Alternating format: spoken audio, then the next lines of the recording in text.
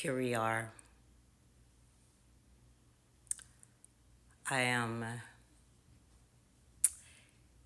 a older woman. Kids are all out the house. Raised them. But the most beautiful thing, the aha moment, the epipsis. I told you about my story. I told you how difficult it was, but I also told you how much I have learned. I love the experience of learning. And sometimes in the experience of learning, you're not just learning, um, uh, analytical stuff. You're actually learning about your soul. You're learning about who you are.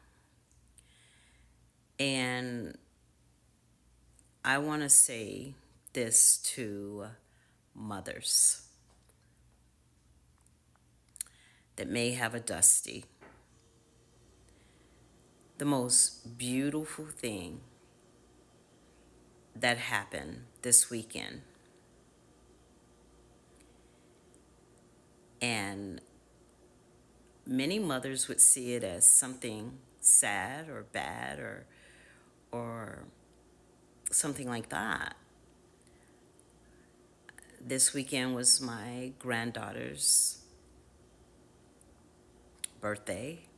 She turned 7, and I live in Austin, so therefore I could not go, but I saw her a couple of months ago, sent a gift. But I did mention to my daughter, when she gets the gift, could you give me a call so I can see her open it? Which neither did that happen. But how do I feel about it? I have no emotion about it. Because the most beautiful thing about this whole situation is Daddy's back in town after 20 something years of missing birthdays, missing sick kids, missing rushing to another state when daughter was in intensive care twice, not paying child support, and then when it did come, not enough to feed 4 children. But that's okay, because complete healing, complete restoration. You remember I said a quote a few months ago. I said, we like to be in pain in private, but we choose not to heal in private. The most wonderful thing that I ever did is I moved away from my hometown. And it was during that time I went through a rebirth.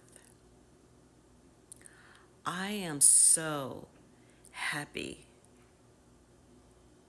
that Daddy Warbucks decided to come.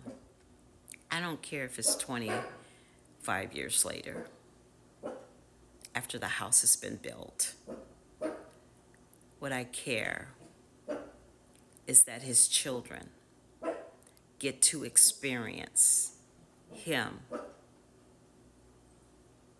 before he either passes or I passes. And instead of, I didn't even know how I was going to feel about it, because I knew there were going to be a time that I would have to be faced. But this morning I looked in the mirror and I said, thank you. Thank you, God, source. Thank you. This is the most happiest day of my life. The burden of taking the weight of the father not being there. Why did I hold it for so long? We all do. Single moms hold the guilt.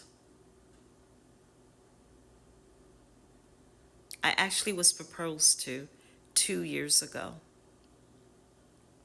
But because of what I saw me and my children going through without having a father, I had to say no to this man, even though he had grown out of his child-like ways.